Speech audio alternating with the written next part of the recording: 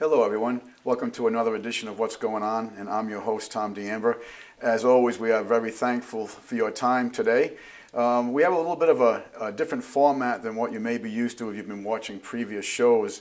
We have a guest today. His name is William Flick.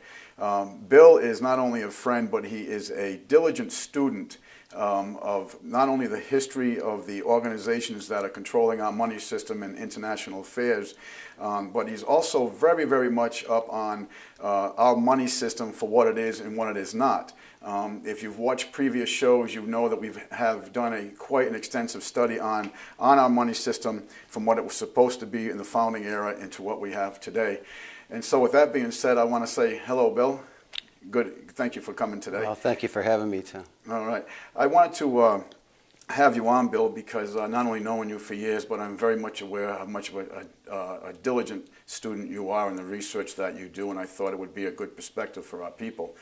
And I wanted to start off, Bill, with talking about the Federal Reserve. And I was wondering if you could give us your impressions on particularly what the Federal Reserve is and what it is not. Well, the Federal Reserve isn't a bank as you'd know a bank to be, the way we're taught that a bank is. It's a giant credit organization, and it's owned by some national banks inside the United States, also foreign banks. And their prime purpose is to create money out of thin air and charge interest on it, and to create a boom and then create a bust. So property and real wealth can be accumulated by them and their heirs. And it's pretty much that's the whole thing. Mm-hmm. Now, when you say the real wealth, Bill, let's get into a little bit of the money system itself. Okay, we have the idea of tangible items such as the clothes we're wearing and the food we eat and so forth. And then when it comes into the money system, we have intrinsic value and we have fiat currency. Would you mind giving your impressions of the difference between the two? Well, obviously, somewhere down the line, they did a trick, and we believe it to be 1913.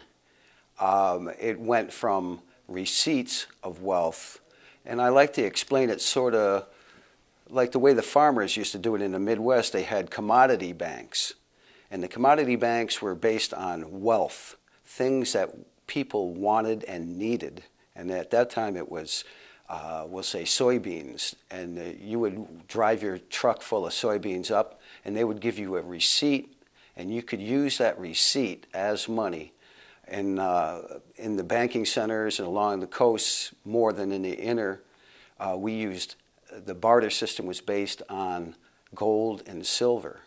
And after 1913, they confused the systems together.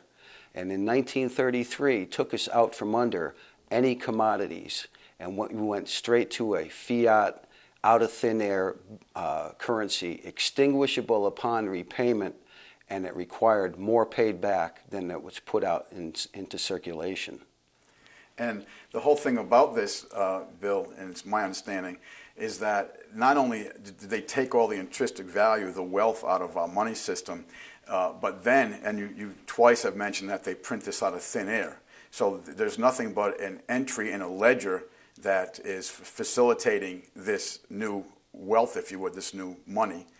But not only did they take all of our wealth, but what did they give us in return, and what do we have to pay in interest on this for these people to give us permission to print more of this worthless money? Well, what they're doing is, what we get out of it is a deflated currency. And what people don't realize is that the more money that the banks are allowed to put out, the less valuable the currency is.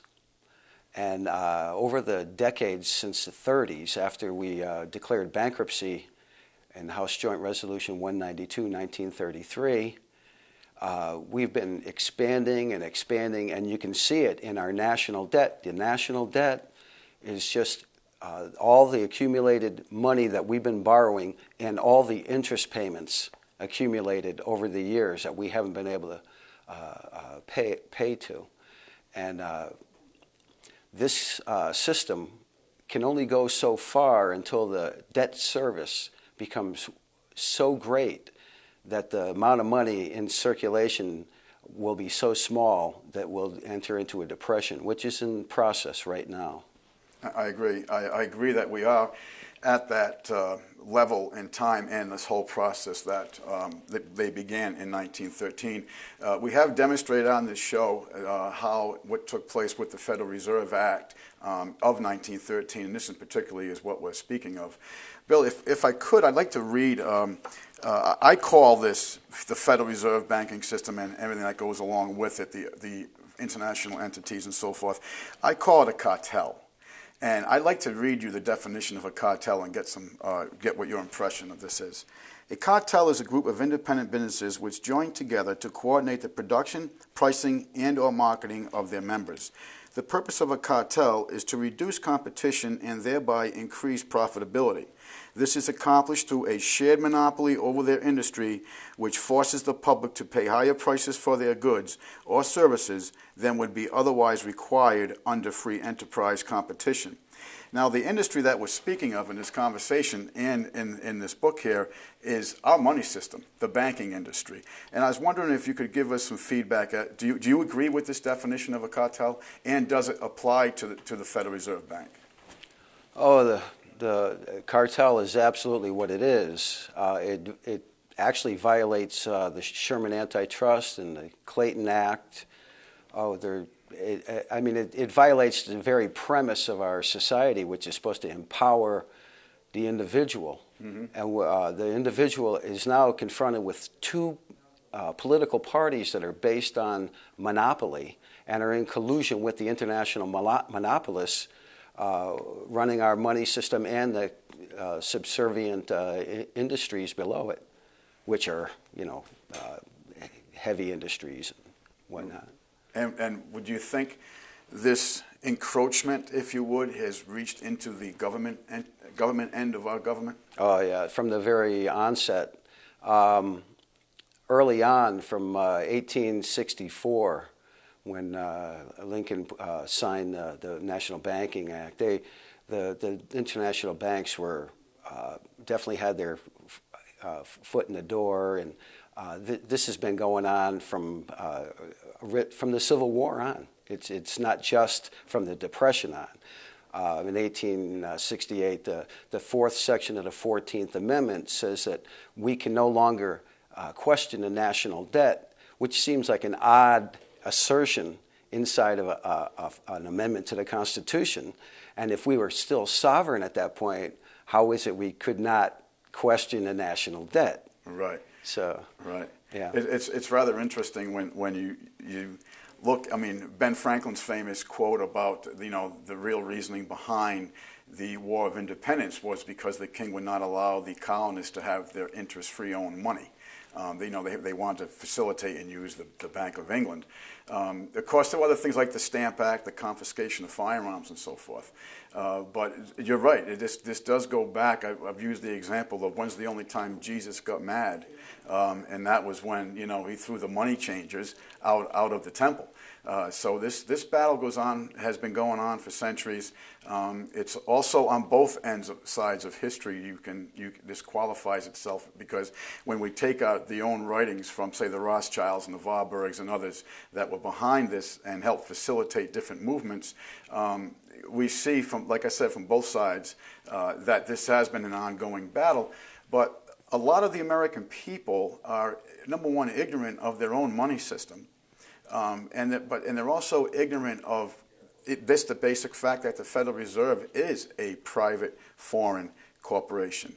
And how do you think we've gotten to that point, Bill? And do you see us turning it around where more people are becoming educated and/or have at least the interest to ask the questions?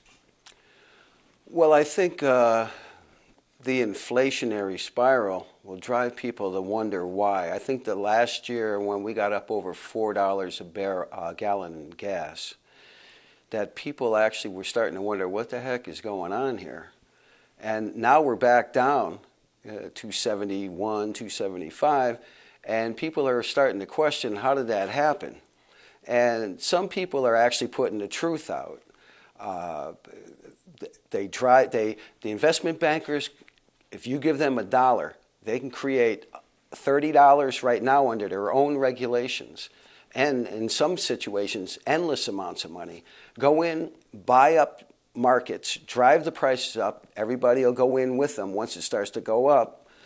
Drive it up, then pull it out and let it crash and go back and buy it for pennies on the dollar. This is the whiplash way they've been doing it ever since the Rothschilds and Napoleon. Right. So, and what you're speaking of with Napoleon is a very famous event in history at Waterloo, where Rothschild's front people, if you would, got information back to him that the English had won the battle. And Rothschild went into the London securities and started to sell everything. So everybody thought that Rothschild at that point had some inside information, which he did, but he played it the opposite way. Everybody sold out. Everything went down. He bought it on pennies on the dollar, or pennies on the pound, if you would. So they do manipulate things, and it's a lot of it's information, you know. And one of the things that you've mentioned is that there are people out there putting out the information. There's alternative media is growing in leaps and bounds without any funding and or financing from the mainstream media or the powers to be. Bill, I want to get back a little bit to the Federal Reserve, and I know you're familiar with this.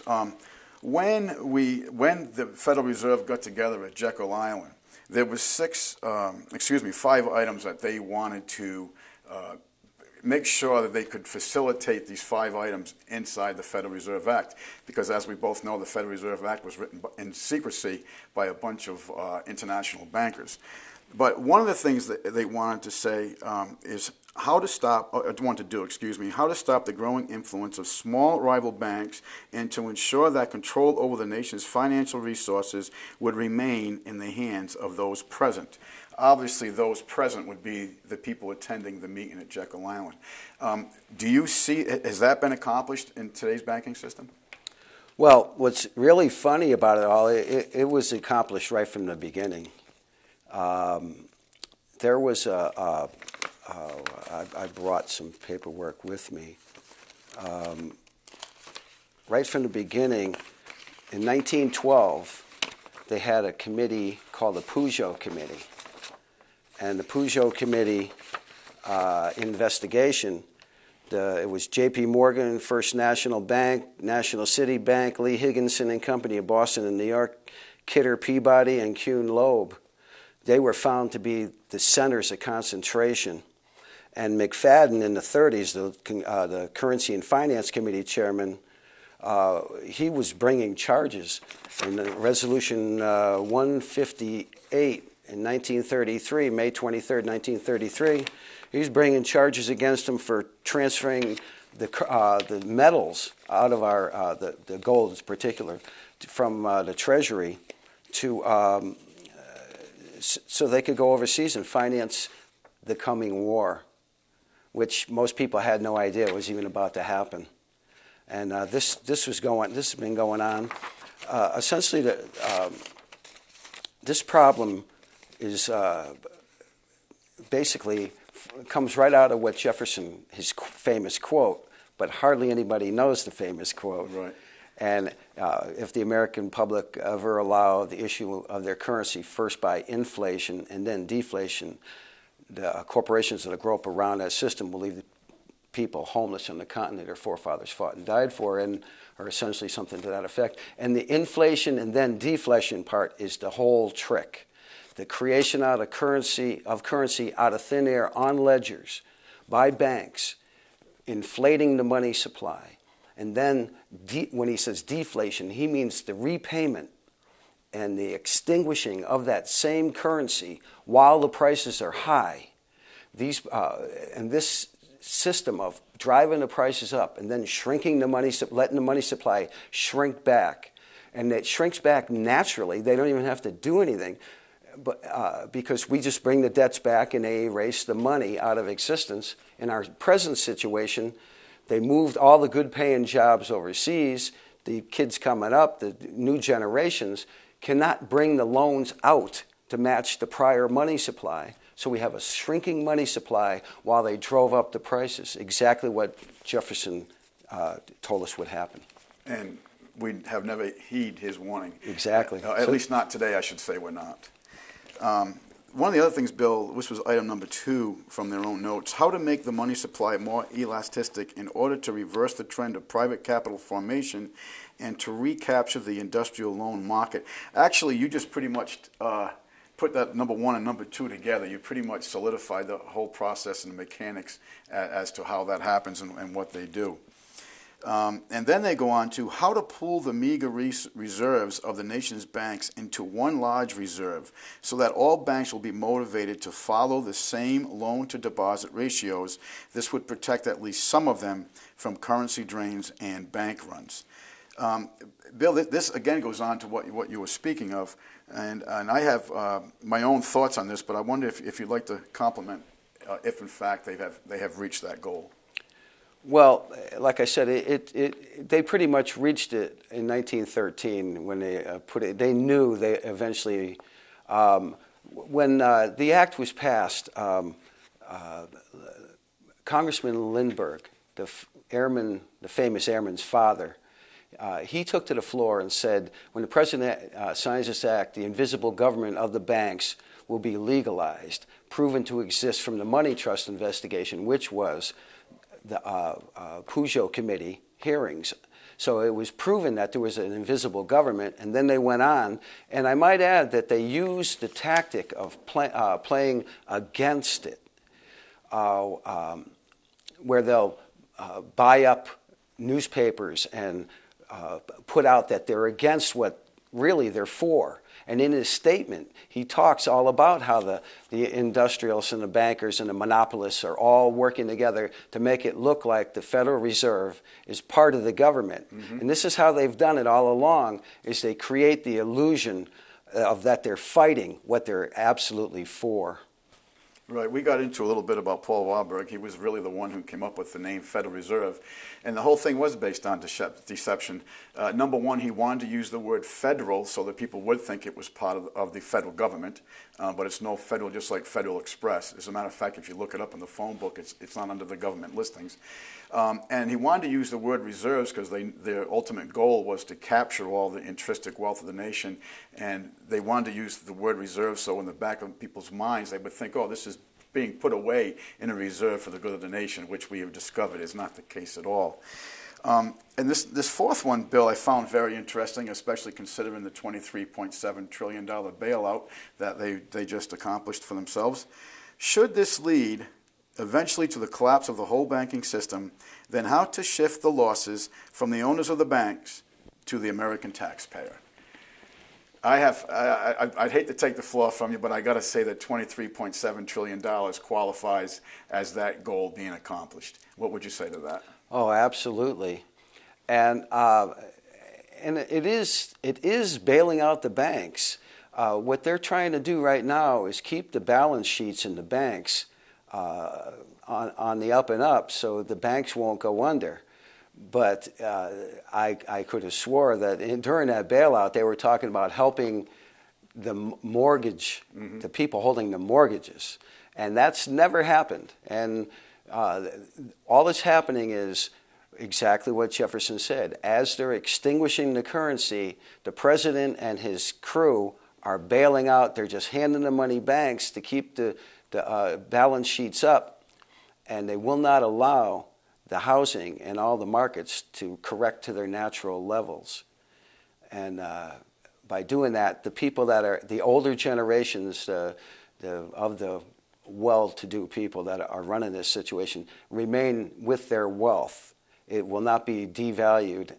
I'm sure gradually it will have to come down, but they'll deflate that bubble slowly down to where it is so they don't feel it.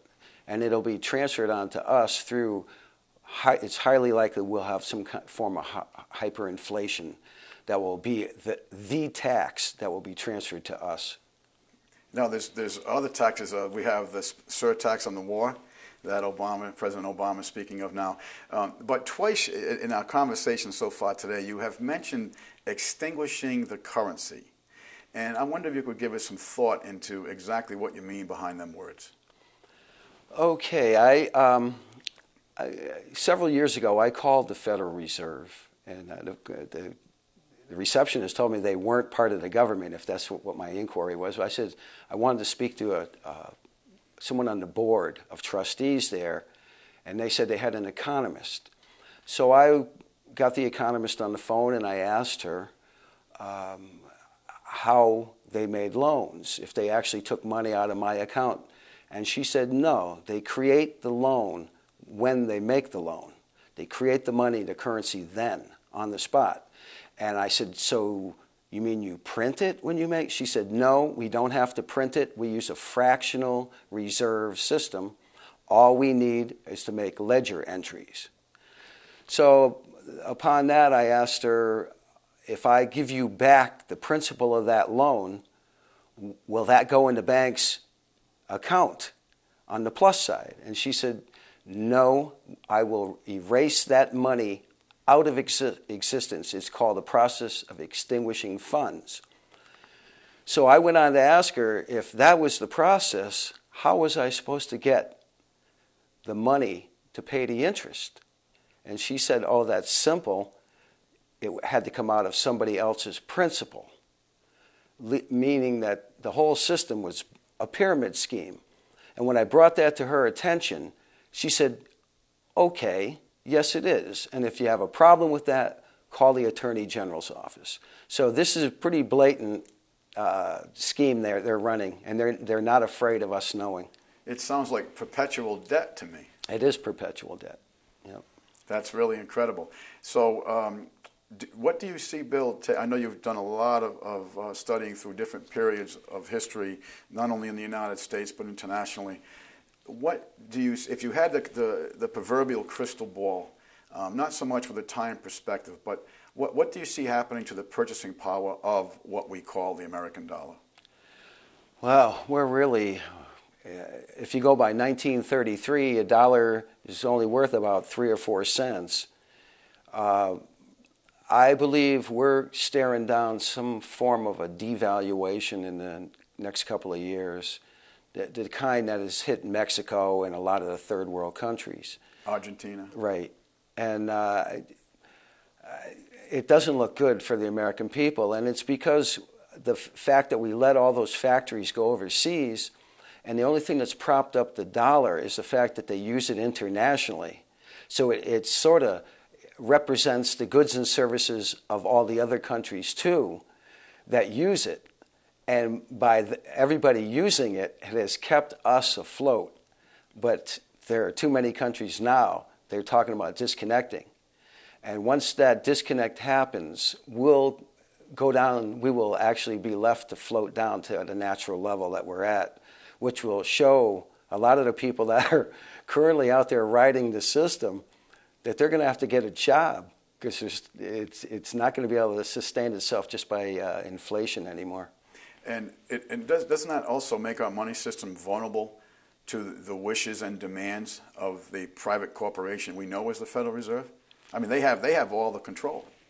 Yeah, they know they have all the control, and you could hear it in the lady's voice when I brought it up. She knew that they were running a pyramid scheme.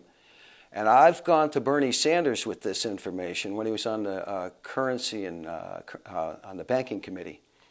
And I can only guess that that's why Bernie is hammering the bankers now, as he knows there are people, constituents, that are watching.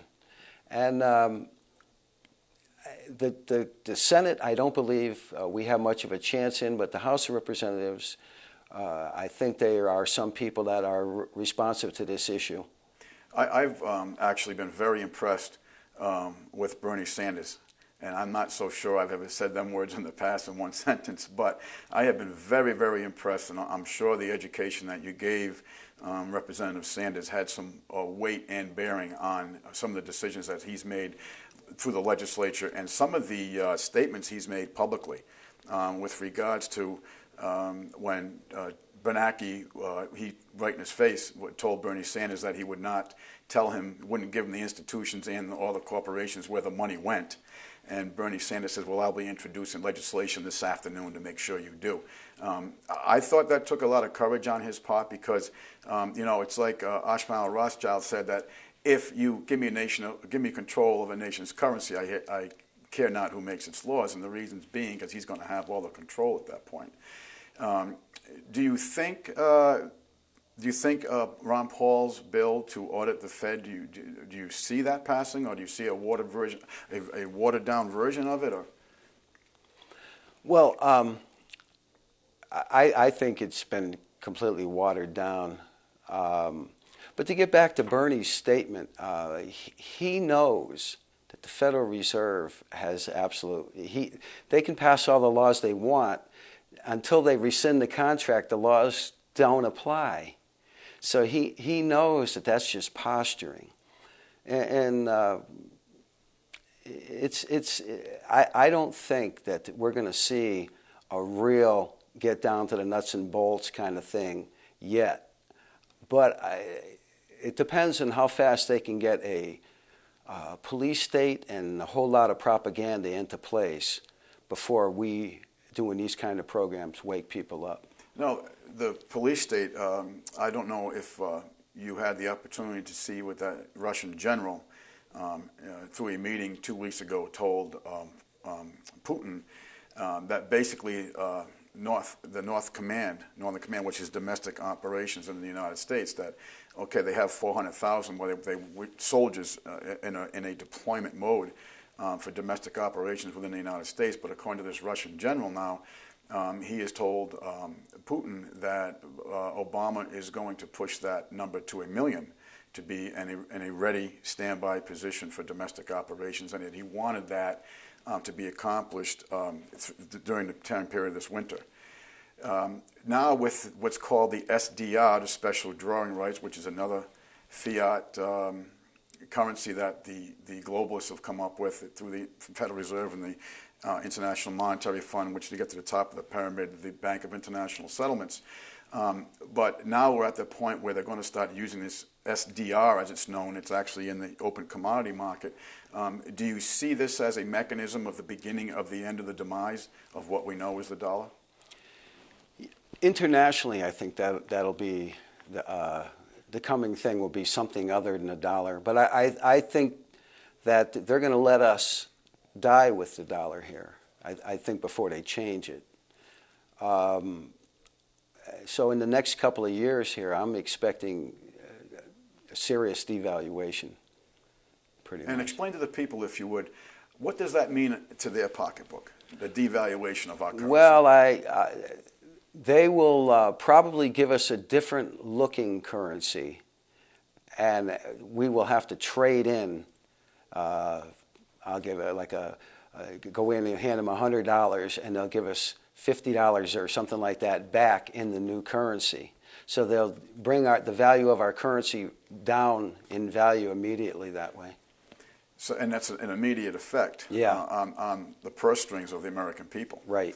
You know, a lot of industries through NAFTA and GATT and so forth have gotten tax incentives, as you know, to move our industrial base overseas. And now we have these bailouts with regards to, GM and so forth, government motors as it's going around now. But when you study all what's going on with General Motors, you find out that they've merely are just shutting down North American operations and they're moving operations abroad. Do you see this as a continuing, was it Ross Perot that said the big sucking sound you're going to hear leaving the nation? Do you see this continuing, or do you think that there's enough industrial base left in this country we can turn it around? Well, the present policy, it's just like the banks. We bail the banks out, and they're continuing the same policies. They're operating in the same way, and everything's sort of still on track. And what people don't realize is, and this is a historical note I think people need to understand. I have at home, and I think you have it also, a video of Smedley Butler, World War I general. And he says, and he's in the theaters in 1934, it's a newsreel. And he gets on the theater screen and he tells the American public in 1934 that rich industrialists, and he names names, the Reynolds, DuPont, I don't know if it's Ford, but I have an inkling it probably was. Mm-hmm. And they are hiring him to overthrow the government of FDR and install a fascist dictatorship. And this shows you that behind the scenes, the mindset of the international industrialists, the monopolists, is definitely to have a one world state, just by the mere fact they tried to introduce it in the last depression. And as far as I'm concerned, these depressions are just for social manipulation. That's the whole purpose of the depressions. And I'll have to go a step further with that, Bill, with regards to war. The audience, the show is familiar with Smedley Butler. We reviewed his book, War is a Racket, and we went over all the profits of the profiteers of war. And I think his words are quite strong, especially for a former Marine who had won 2 Congressional Medal of Honors. That speaks highly for, his noble undertaking in the theater of war. But with that being said, is war not also a tool of the monopolist to facilitate social change? Yeah, the minutes of the Carnegie Endowment in 1907, 1908, they studied how to manipulate societies. They knew the United States, the people of the United States were Christians and wouldn't go for a world government. So they needed to manipulate the values of the Christian population, which all you have to do is look at an old baseball game and you see everybody with shirts and ties and derbies or whatever, and hats and dresses, and they're all dressed up the way people treated each other back in the 30s, 40s, 50s. You can see that they've actually gotten their way with us through wars. Through wars, they can create the strife, and once we're in a highly agitated state and unsure, they can manipulate us easily without there's hardly any resistance if they frighten us through the implementation of a war. Well, and I think Henry Kissinger made that famous quote to the fact that about using fear. The threat of an outside fear. Will manipulate the people to our means. And Bill, doesn't that get us right back to the foundation of the Hegelian dialectic, where they create a crisis to get the desired reaction from the people, and of course they provide the solution, and the solution always strengthens their authority and their purse strings. Yeah, the Hegelian dialectic is the method they're using. You can see it in the 9/11 event, how they wanted the oil pipeline across to Afghanistan. Brzezinski had influence with Bush's advisor, Khalil Azad. They knew they had to get a foothold in the Middle East because Russia was on its knees. There was too many things up in the air politically, so they create an incident, use the incident, and then go in the Middle East and create permanent bases, jump-off points, so they can manipulate the price of oil to the flow of oil and all the residuals there. And with regards to the chaos that's taken place in Iraq, I personally believe, especially being that we have the 2 captured English SAS soldiers that were dressed up in Muslim attire and were shooting at a wedding, and they were captured by the I think it was Basra police, and then the English SAS went in and actually broke these guys out of jail. I don't know if you're familiar with that whole incident, but that took place about 3 years ago.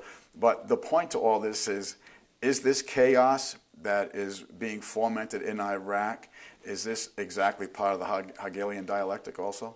Oh, yeah. A few years back, Harun Rashid Aswat, who was the British claim was the main guy behind the 7/7 bombings,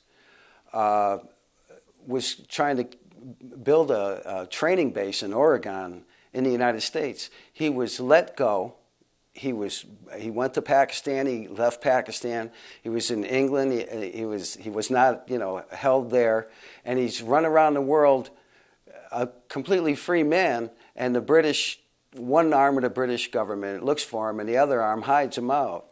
And this is the same thing. What's going on? The lower level FBI are looking for bin Laden, and the higher ups know either he's dead or where he is.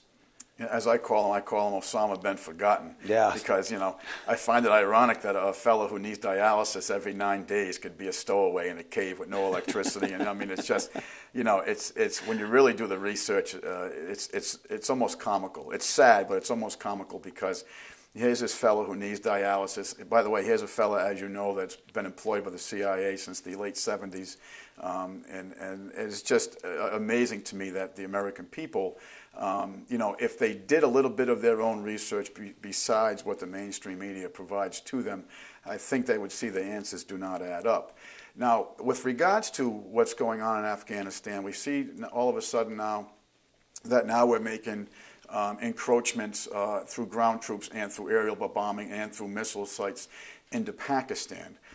Do you see that now Pakistan with the ISI was very instrumental in the transfer of funds through Muhammad Atta from the CIA? Do you see this as an expansion of the war, or do you think that this is to just bring more turmoil to the region? Yeah, I think this is an expansion of the war. I'm not sure what none of it makes sense to me, except for one thing, that this all generates profits and gives them more power. Just like in today's news, there's a bomber that was on a plane. He got through with military-grade explosives. He was on a watch list. His family told the authorities 2 months prior. So it all looks like a staged right at Christmas. So everybody's in a feeling of peace and brotherhood, and boom, they create this one incident. And even if they don't hire the guys or give them the weapons, they shuttle them through and make sure they handle them. They make sure they get them to the right places, make sure all the authorities don't bother them. They literally create the incidences, and all this does is create fear and make us more pliable, more vulnerable to inflation, to their inflationary forces and their war schemes. And of course, who profits through all this? Exactly, the same guys. The old thing, Bill, Key Bono, right? Who benefits here? Yeah, the internationalists, the monopolists. Yep. And explain to the people just how they're benefiting. I mean, obviously their sons and daughters aren't going off to bleed in foreign lands. Right. So how are they profiting, Bill? Well, there's a video out there, Beyond Treason, by Joyce Riley. It can be gotten on the internet, I believe. And the opening scenes of it, the troops are there with home videos in caches of weaponry that they seized in 1990, 91 in that war there. And what you notice on the boxes of the chemical weapons, which they claim are under Geneva treaties, the first thing you notice is from Oklahoma and Great Britain and France and Switzerland. And you're thinking, how can this possibly be? What they're doing is they arm all the enemies. They armed Hitler. The Bush family was in on that through Brown Brothers Harriman Union Banking. They arm everybody. The Bolsheviks, the Rockefellers, the Standard Oil, Chase Manhattan were there.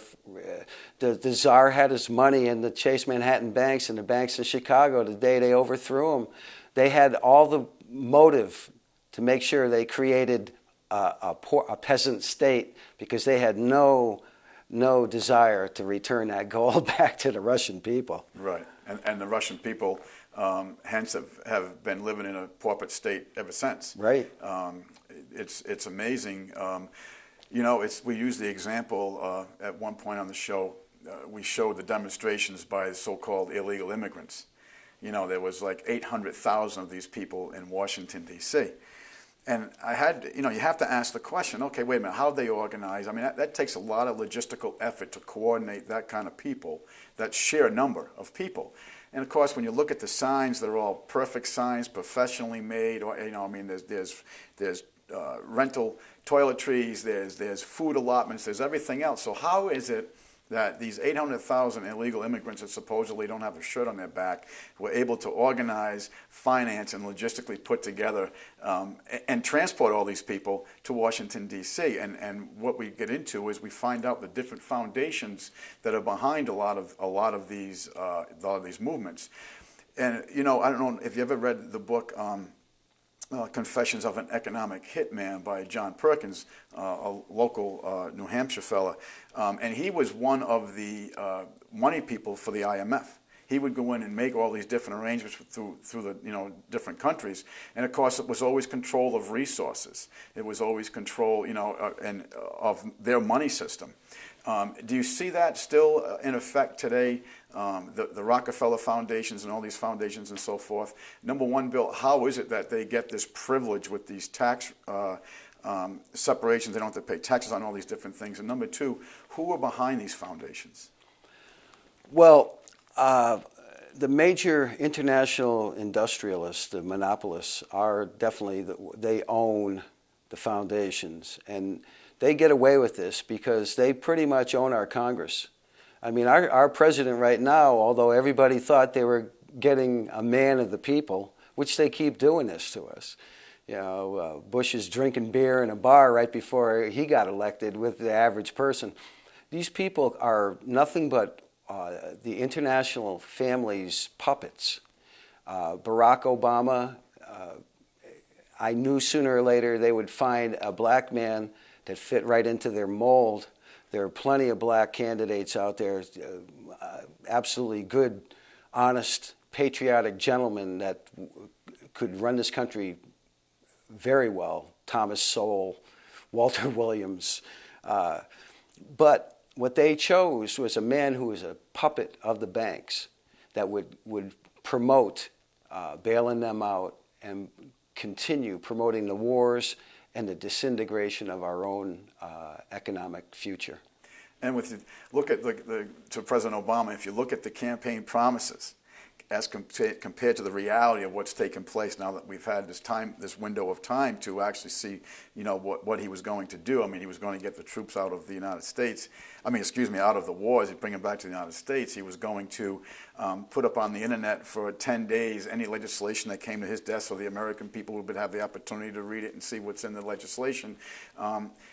Has any of that taken place? And what has happened with the position of the bankers ever since President Obama has been in office? Well, he's done nothing but help them, and he's proposing even newer, stronger powers for the Federal Reserve. I just don't see any way around this unless we get some real populists in power on both sides of the aisle or a third party. The list is not long because there are so few people in positions of power that'll actually admit that this is going on, because it's almost an instant suicide in the establishment right now. And I find it interesting if you wish to get on to maybe some of the solutions. I think everybody is aware that we do have a problem. I'm sure, and the base of it I know is coming from who's controlling our money system. Because if you control the money system, everything else falls in place, whoever controls the money system. I personally, Bill, think that this effort has to be made at a grassroots and or local arena.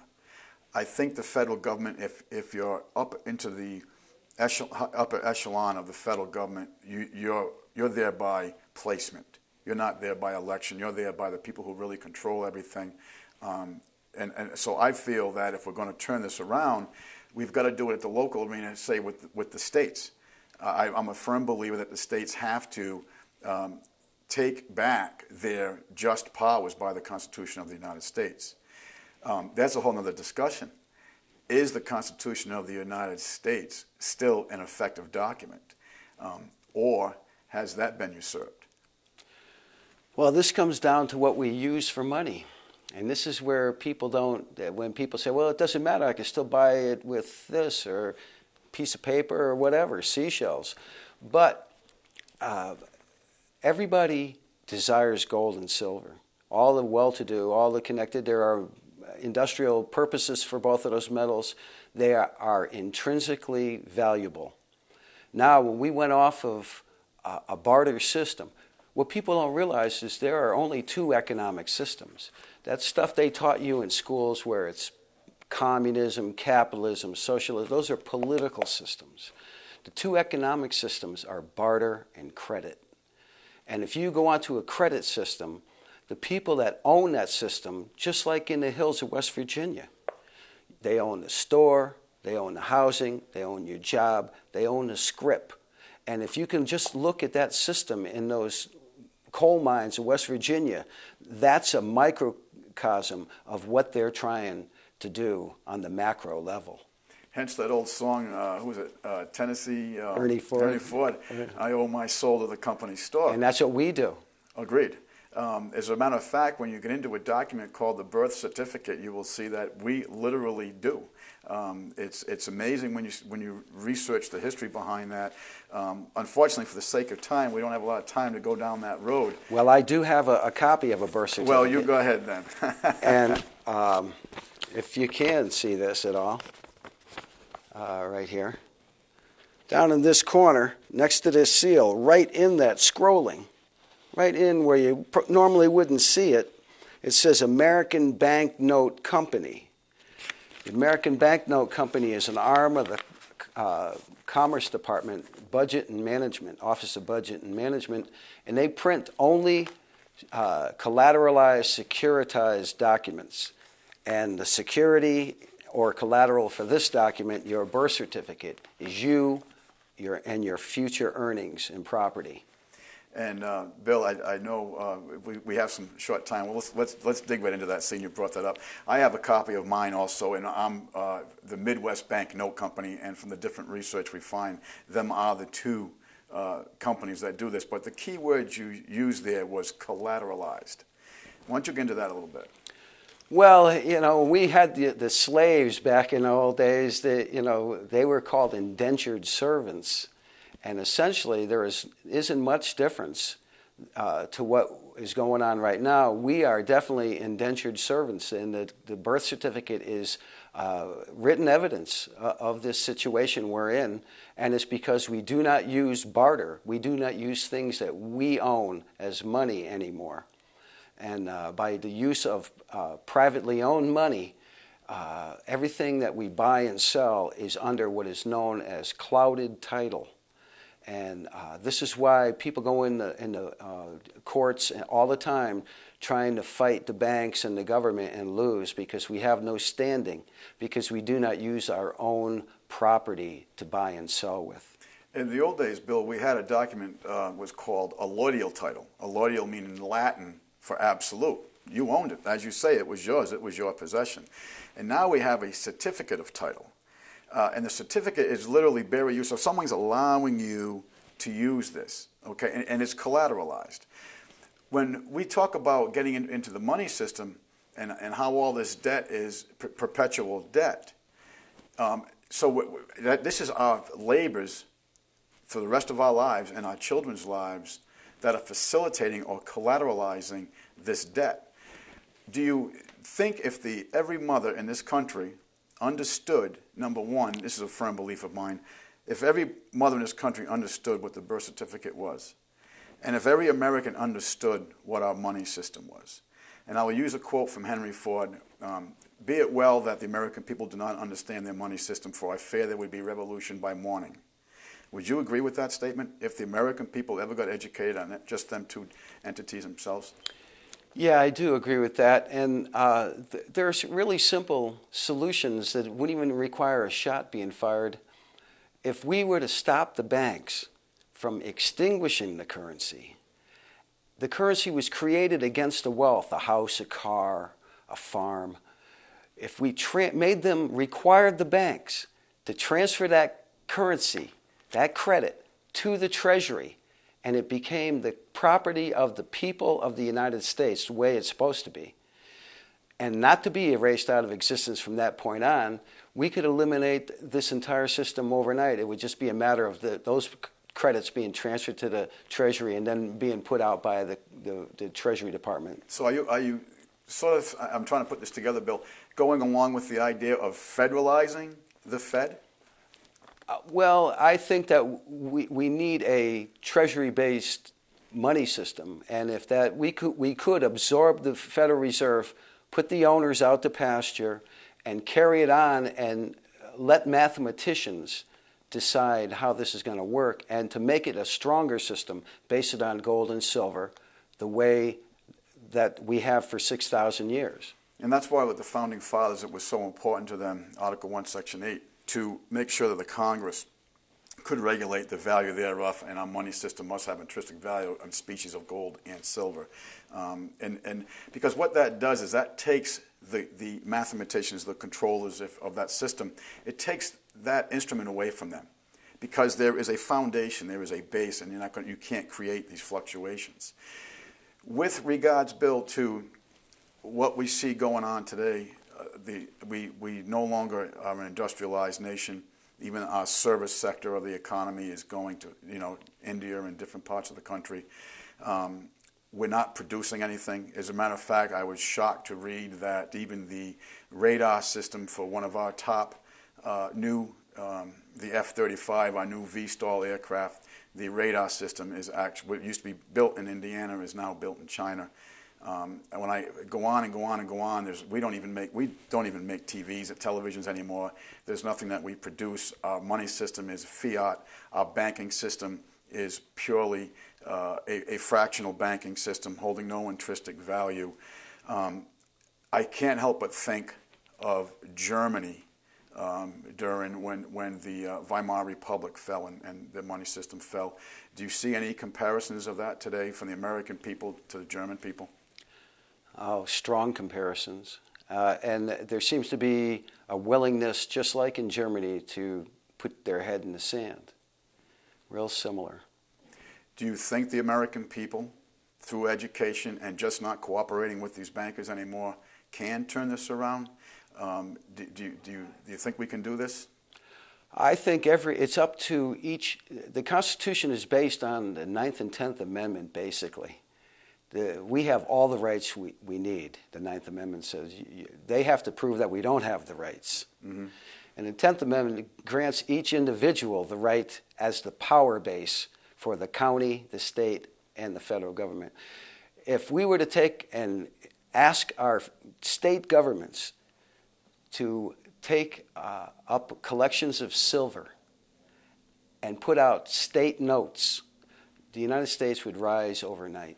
Something along the means of what John Kennedy did with silver certificates. Exactly. Yeah. And what took place there was a travesty, and the idea, number one, that John Kennedy was actually trying to, number one, he had the understanding of who was controlling the country, and also what avenue they were taking us down, and number two, he had the courage and the honorability to actually go forward and create silver certificates. And what I remember that as a child, and what I remember is everybody wanted it because they knew there was some intrinsic value, the value of silver behind that certificate.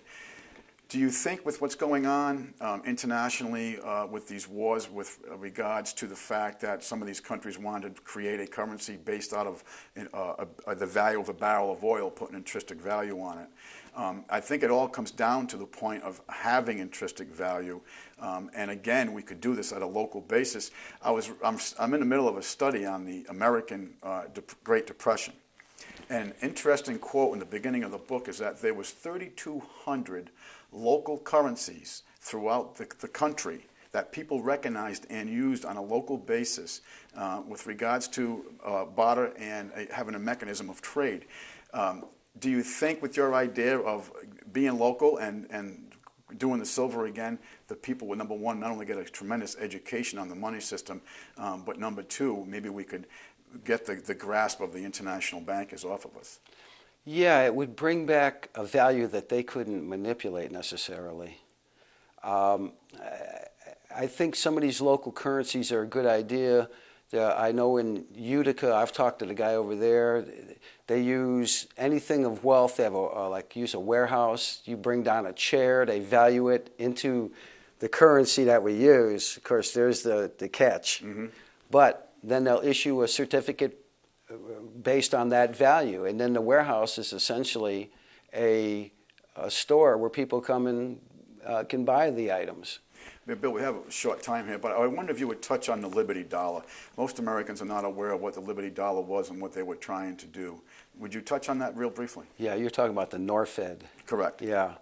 I have one of those at home. I hope the BATF won't show up and get it. Yeah. But private individuals issued this. It was a private company. And they tried to bring us back to silver-based certificates.